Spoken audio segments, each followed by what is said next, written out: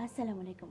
আজকের এই গল্পটি শোনার পর আর কখনো আপনার নিজের জীবনবোধ নিয়ে নিজেকে হেয় বা ছোট মনে হবে না। আমরা যার যার অবস্থান থেকে অনেক বেশি ভালো এবং সুখী আছি, এবং আমাদের সৃষ্টিকর্তা আমাদেরকে যেসব নিয়ামত দিয়েছেন সেগুলোকে অবশ্যই শুকরিয়া আদায় করা উচিত। এক অন্ধ বালক প্রতিদিন এক ব্যাংকের সামনে বসে ভিক্ষা করত। তার ছিল একটা ভিক্ষার থলি এবং একটা কাগজে লেখা ছিল, আমি অন্ধ, আমাকে সাহায্য করুন। কিন্তু দুর্ভাগ্যবশত হলেও সত্যি, সে প্রতিদিন তার ভিক্ষের থলিতে 2-4টে পয়সা ছাড়া আর কোনো পয়সা পেত না। একবার এক ব্যাংকার তার সামনে এসে বসলো এবং তাকে কিছু ভিক্ষে দিল, আর তার কাগজের উল্টো পিঠে কিছু লিখে তারপর সেখান থেকে চলে গেল। খুশির খবর হচ্ছে, সে ছেলেটি প্রতিদিনের তুলনায় সেই দিন অনেক বেশি রোজগার করলো এবং অনেক বেশি পয়সা কড়ি তার ভিক্ষের থলিতে পেল সে। ছেলেটি তো খুশি হয়ে গেল। এরপর বিকেলবেলা অফিস শেষে সে ব্যাংকার সে ছেলেটির কাছে এসে বসল। ছেলেটি ব্যাংকারের কণ্ঠস্বর শুনে বুঝতে পারল যে সেই ব্যাংকার যে তার লেখাটি পরিবর্তন করে দিয়েছে।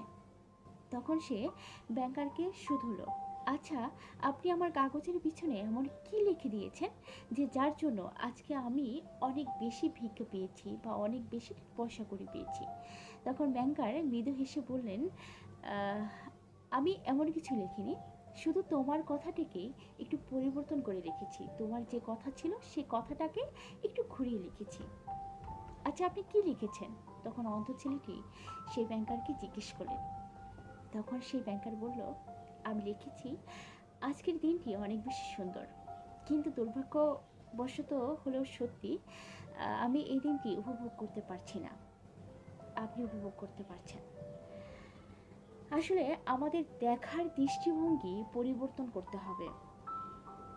আমরা সব সময় অন্যের সুখ দেখলে নিজেকে ছোট মনে হয় বা নিজেকে হিংসাত্মক মনোভাব নিয়ে নিজেকে দাঁড় গড়াই বা কাঠ করে দাঁড় করাই। এই ধরনের মনোভাব থেকে নিজেকে বের করে আনতে হবে। কেননা আমরা যার যার অবস্থান থেকে অনেক বেশি ভালো আছি এবং সুখে আছি।